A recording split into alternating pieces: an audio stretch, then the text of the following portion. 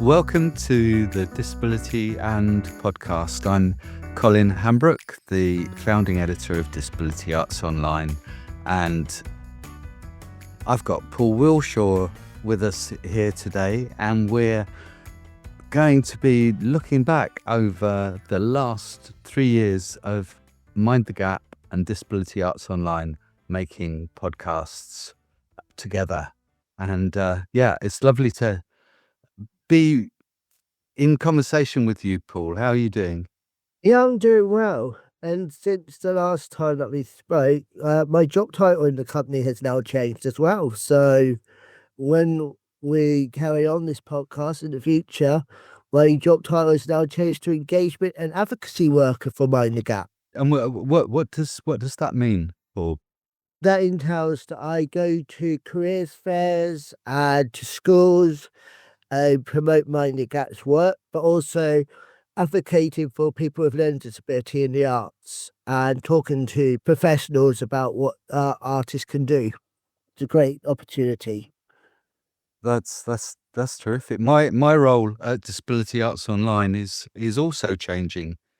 So I'm still sort of temporarily editor, but it's my hours have reduced, and I'm moving sideways towards working on a project that is about documenting the history of disability arts and reaching out to capture people's memories of disability arts and to do some oral history interviews. So we're working at the moment on an application to the NHLF to secure funding to make that happen. But lots of changes. Yep, lots of changes, but still the best podcast around. Yes, indeed. Looking back, what's it meant for you personally to be doing the podcast for Mind the Gap? Yeah, it's really meant something special for me. It's a really great time in the company also, because I'm now actually mentoring one of our Performance Academy alumni about podcasting. So for the last 3 weeks, I've been actually mentoring one of our Performance Academy students who actually came onto the podcast in October time, and he's now learning all about it. So for me, it's been a great progression of where I started from and now teaching someone else up about the skills of podcasting, which is great fun. But also, Disability Arts Online gave me the opportunity and Mind the Gap the opportunity to get into this, which I will always be grateful for, because I was always hounding our marketing person saying, I want to do a podcast. I want to do a podcast. And then after having a conversation with Disability Arts Online, it came about. So I'm always really grateful for Disability Arts Online to give me that opportunity and having so many great opportunities to talk to different people. It's been great fun. We're changing, aren't we? We're changing the nature of the podcast, and Disability Arts Online is going to be continuing with a monthly disability but Mind the Gap are also continuing with your own branded podcast too. Yeah, so we're still going to be carrying on with the podcast. We're going to go to every 2 months, and we're going to have a change of name, but we haven't come up with a name yet. So that might be something that our listeners could actually help us out with as well, is help us come up with a name for the new podcast. And it's mainly going to be about the work that we're doing with companies that are coming into Mind the Gap. What plans have you got? Who are you planning to interview? At the moment, Mind the Gap haven't got anyone signed up officially yet, but we're hoping to speak to Theatre 21, which is a company coming over from Poland, who's going to be working with Mind the Gap. And also Bradford is City of Culture. So we're going to be talking to people from City of Culture and talking to our team here about that and their projects that we're going to be working on. as well as other exciting opportunities that are going to come up, which we don't know what's going to happen yet. That's a huge opportunity for Mind the Gap, Bradford being the city of culture. And who have you got coming up on your podcast, Colin?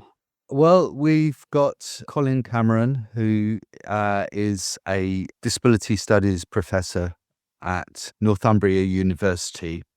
And he's talking about the Equalities Act definition of disability and how it goes against the human rights of disabled people, how it defines us in negative ways. It's exciting stuff. I'm going to be stepping back a little bit more. I'll be doing the podcast occasionally, but not as much as I have been.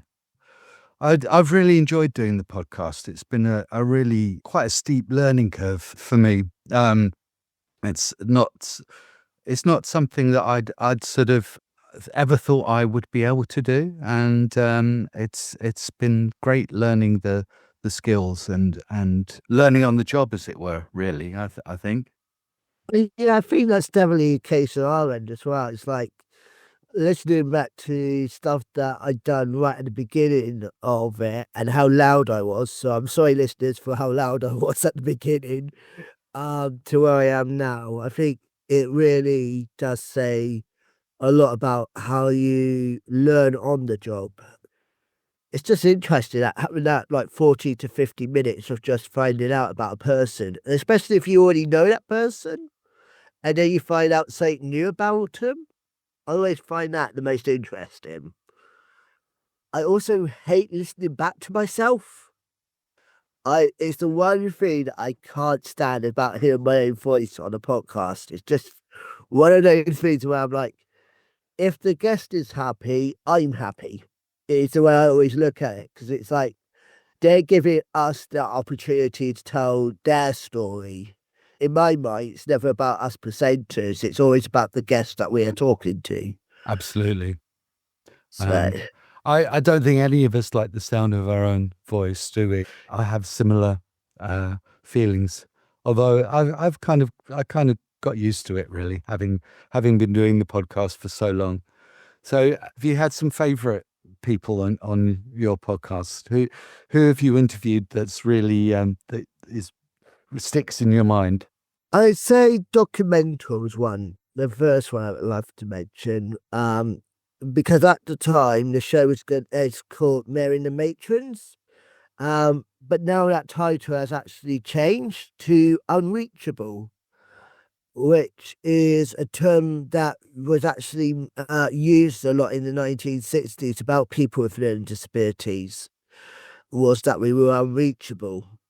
And I think them talking about Mary Sheridan really meant a great deal, because it's a part of the history that I never knew about, but also the fact of that I'm able to still be in connection with the company.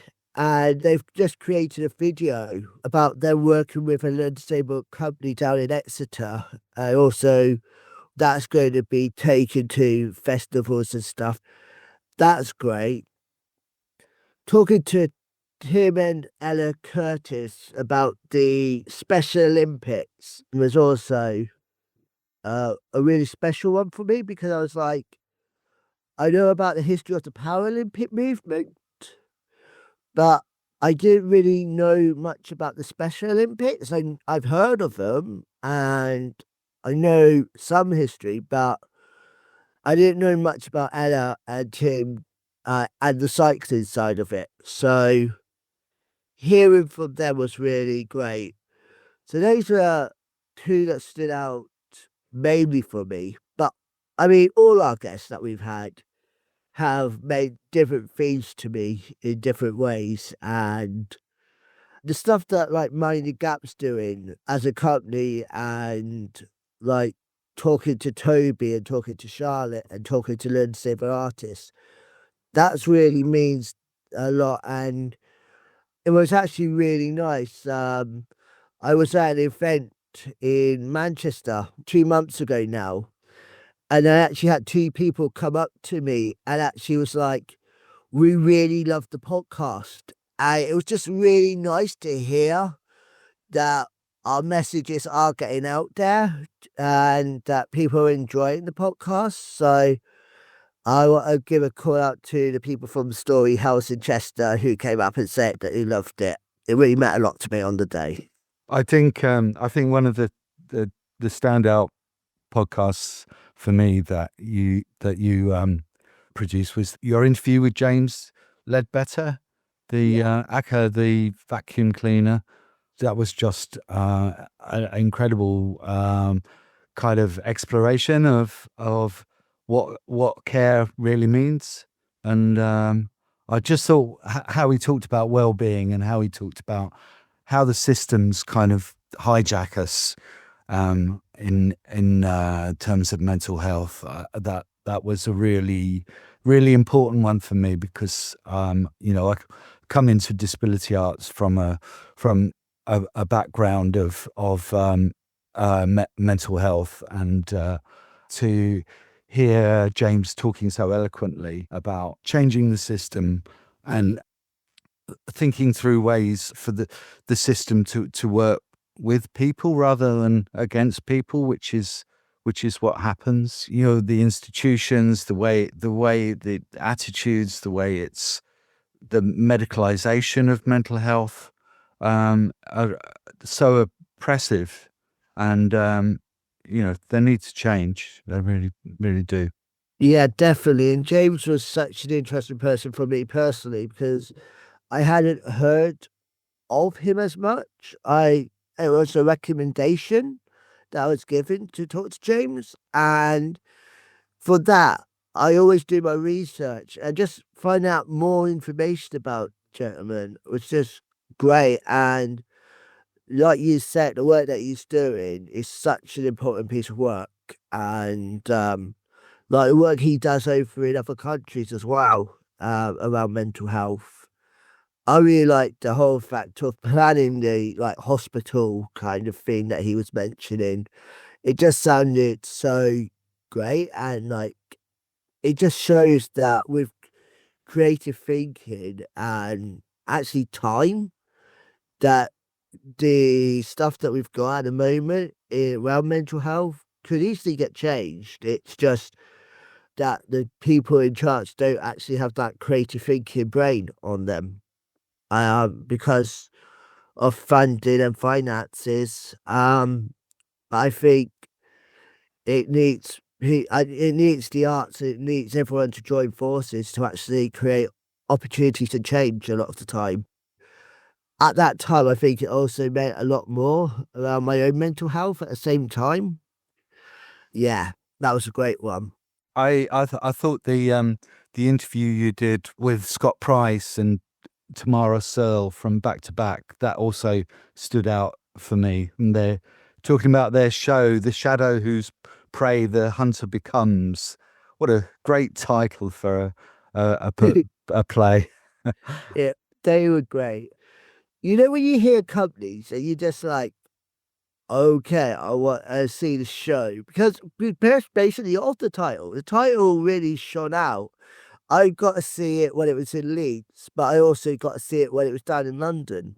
But just talking to them, it was interesting because on that one, we actually done the recording in Leeds Playhouse. And that was something that was completely new. There's so many that I could go with that was special.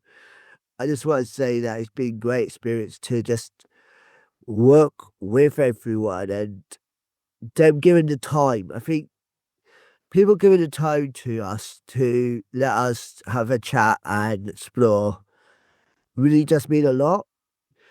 What's been your favourites, Colin?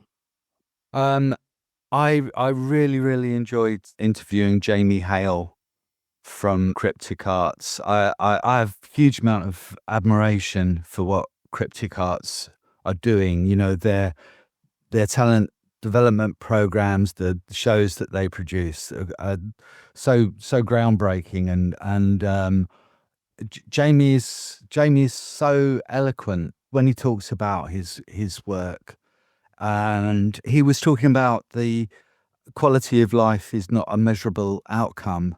It was an evolution of a previous show, Not Dying, and it turned from a show about coming to terms with living when your life expectancy is limited to a show about ableism within the NHS. And it was framed around a Zoom care assessment panel discussing Jamie's health situation and making decisions about his life.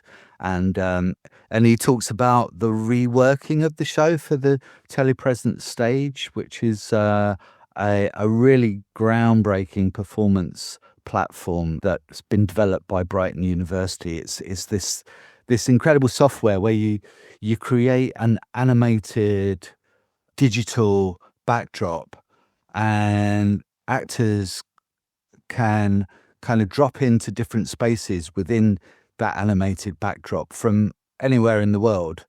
And it's a really revolutionary bit of technology that's being developed. I think one of the key things for Jamie was that, if he's due to give a performance on stage and due to a health situation, he's unable to do that, he can still give the show, but from his home. So it means that the show doesn't have to be cancelled, and the show will go on. I think it's quite groundbreaking for disabled actors in all sorts of ways, and I would urge our audience to look up Telepresence Stage and to check out the showcases and the case studies there, because I think for disability arts in particular, it can mean it can mean all sorts of ways in which we can engage and be part of theatre that promises new ways of creating theatre. I can't say enough about it. Jamie's just a brilliant person altogether. I've had the pleasure of working with Jamie in the past.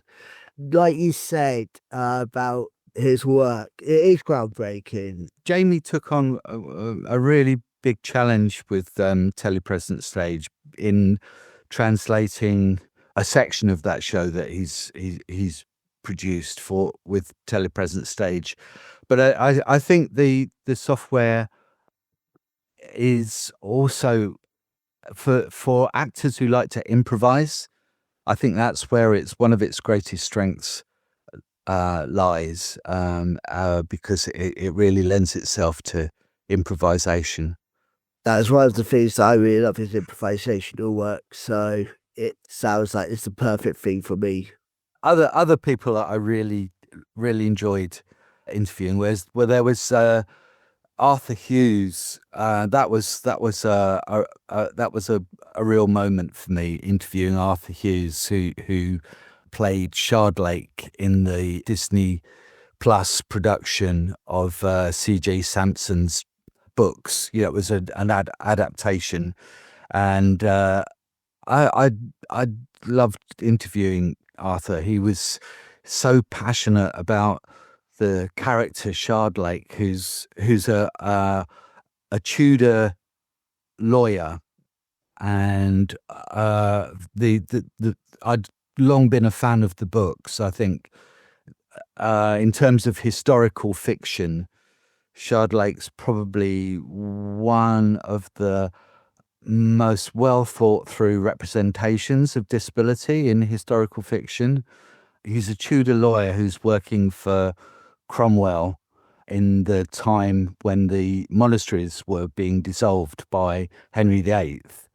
And he has physical disability with mobility problems issues. And Arthur also is a disabled actor who kind of mirrors some of those impairment situations, and so he was able to get under the skin of Shardlake in a really powerful way, and I loved hearing him talking about dissecting the personalities of the characters and talking through the minutiae of the emotional makeup of Shardlake and his counterpoint Barrack, who's played by Anthony Boyle. It was, yeah, and Sean Bean played Cromwell. It was big TV production, so quite unusual for Disney Plus to do a show that was foregrounding a disabled actor playing a disabled character. Yeah, and I think that's always important. It's like TV shows don't do that. We have had some real like non-disabled people play disabled characters, and we've talked about that in the past. A lot of people have. So for a show like Disney, especially when there's so much commentation surrounding the new things like the whole Snow White with Disney at the moment coming up, that they actually do show positive representation about disability and use a disabled actor is really important at the same time. Paul, you put me in mind of the podcast that we put out with Erin Pritchard talking to Steph Robson about her book Dwarfism, Arts and Advocacy, when she talks about positive representation of people with dwarfism. And they were talking quite a lot about Tam Reynolds, who I was excited to see in Liverpool. She has this performance persona called Midgie Bardot, uh, Okay. which kind of takes you back through like uh, thousands of years of ideas of what it means to have dwarfism, all the stereotypes. But Tam Reynolds, she does this with such panache, such incredible comic timing, and she kind of takes on all these different personas using these wild wigs for each persona. And yeah, it was really interesting hearing about Tam on that podcast. And yeah, it was interesting hearing them talking about feeling more accepted as a person with dwarfism within the LGBTQ plus community rather than in disability spaces. I think it sort of spoke to, you know, ways in which the disability communities need to get more conscious really of what it means to be a disabled person who also has other identities. That was really interesting to me. Yeah, I think that's really interesting that they felt more connected to that community rather than just the disabled community. But I think it's such a hard thing also around the whole who is your community? I talked to a friend of mine who has also said that he doesn't feel part of the non-disabled community, but he doesn't also feel part of the disabled community and how othering it makes him feel. So who is your tribe is a lot do with the things that he always thinks about. It's like, what tribe do I belong to? What and who don't I belong to? But also the feeling of not feeling you can also say you've got a disability. And that's also coming up quite a bit of where people are not wanting to say they've got learning disabilities because they're worried that they might not get a job or it might cause problems for them in the future. You should always be just yourself. If you don't want to mention that you've got a disability, I think that's something everyone's got their own right. But if it's going to help you, I would always say use it. But also find your tribe. Like my tribe is football. Football is my major thing, and I always feel passionate about when I'm there. But also I do feel part of the disabled community and advocating for our rights. But I also know that it's hard for people because of the stigma, and we've got to get rid of the stigma in whatever way we can. We've got to try and get rid of the stigma that's around our titles. I agree totally. I think there's something about. Actually, Jamie talks about that in the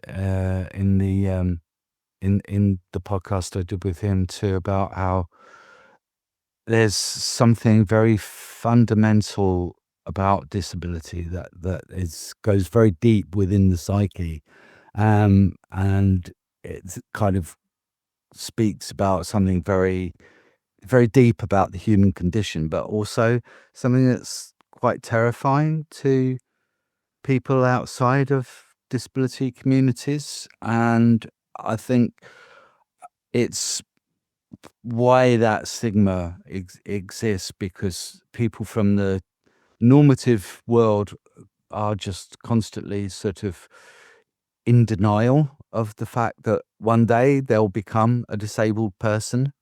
And it's a huge barrier, I think, to circumnavigate.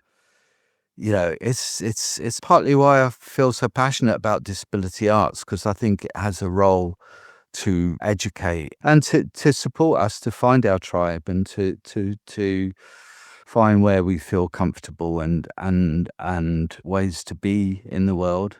It's getting harder in so many ways, with the oppression being kind of forced on us, and you know, we have to come together more and more. I think we have to find ways of supporting each other.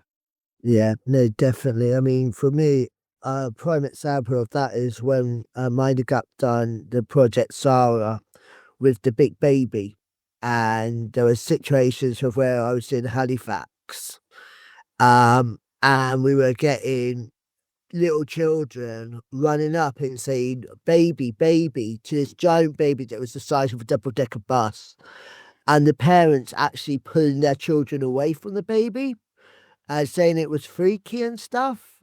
I think that says so much about how adults put so much of their own preconceptions onto children. And then the children grow up to be adults, and then you carry on that cycle. And I think if we stop to just think of things as like you said, that we all will become disabled in whatever way, even if that's through old age, through an accident or whatever, we will all become disabled in one way or another. And if we start to think like that, hopefully our opinions and stuff will change a lot more. Yeah, yeah. I couldn't agree more. I think one of the other um, podcast guests who I really enjoyed talking to was Jasmine Tien, who's freelance actor, writer, poet with Extant Theatre, and she was the key actor in the Superpower Panto, which was Extant's, I think it was its first venture into children's theatre. And I remember, you know, Jasmine talking about how tricky it was to get um, children's audiences to that show, and I think that speaks to what you're saying, you know, about preconceptions about disability that parents put on their children.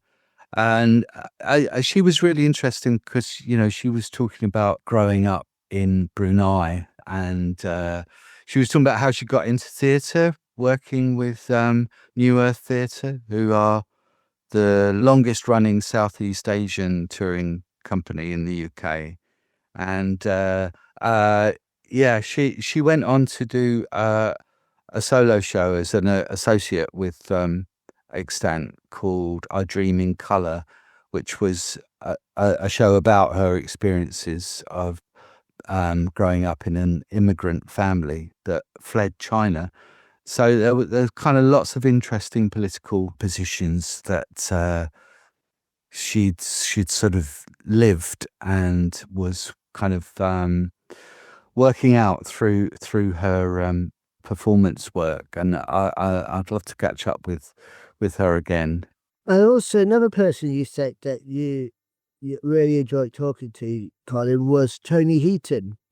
Yeah, yeah, that was an easy one because Tony's someone that I've known for a very long time through the disability arts circles, and yeah, he was talking mainly about the Dam in Venice exhibition, the Cripart Spazio, which was at the Biennale through significant part of last year, And yeah, he gave some really interesting background about getting to that point of Shape being able to put that exhibition on. You know, there was 12 years plus of lobbying that went into getting to a point of getting a space in Venice. And he talks about an artist activist called Terry Smith, how he'd been involved in something called the Venice agendas that were pushing for access in what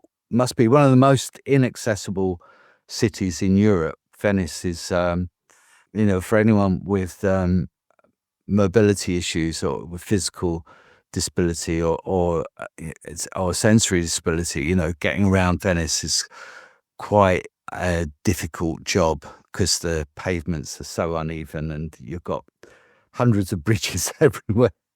And it's beautiful, but boy, it's difficult. And yeah, Tony was talking about some very funny projects that he was involved in kind of raising awareness about access, where there was a bridge called the Boxing Bridge that they talked about, where they took it on so that only wheelchair users could use the bridge, and and so there were this kind of Tony seems to do that quite a bit in his work. Sort of sets up these kind of quite uh quizzical, kind of confrontative situations, you know, like he did in the lift in Newcastle, in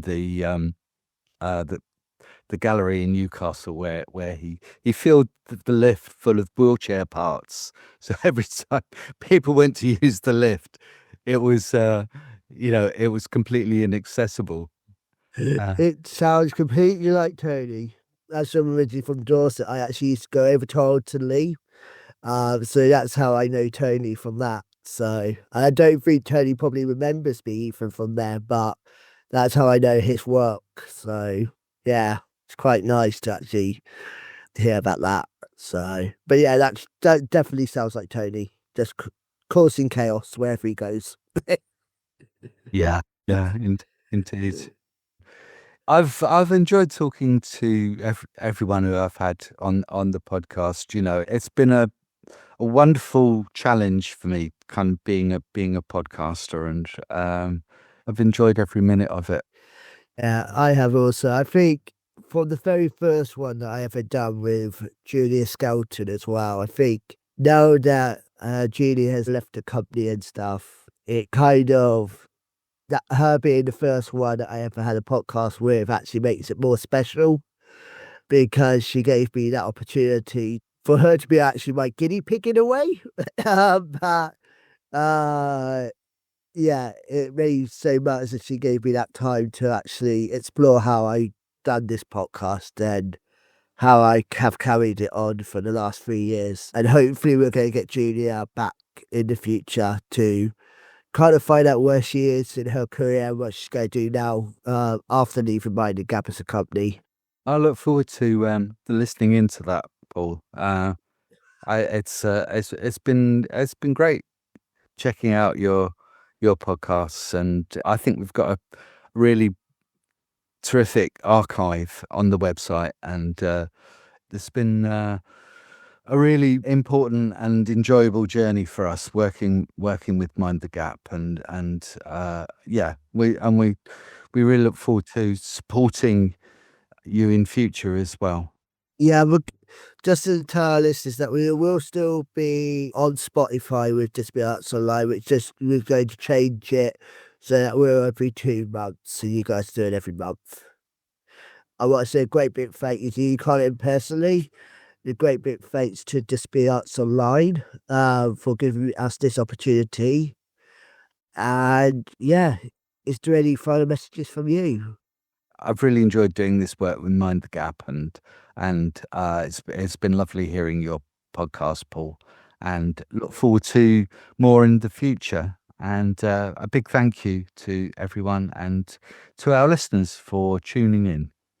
Yeah, definitely. I want to say a big thank you to our listeners, also to our guest presenters from Dan Folds, who is one of my best friends, and him and me have got a little bit of a competition going of what podcast got listened to the most. And so please listen to some more of my podcasts so that my numbers can go up against him. But yeah, but no, I want to say a great big thank you to you guys. We really do appreciate it. And yeah, let us also know what you want to hear from us. What companies do you want to hear from? I think that'd be great to hear. So if there's opportunities, let us know. So yeah, thank you. And thank you.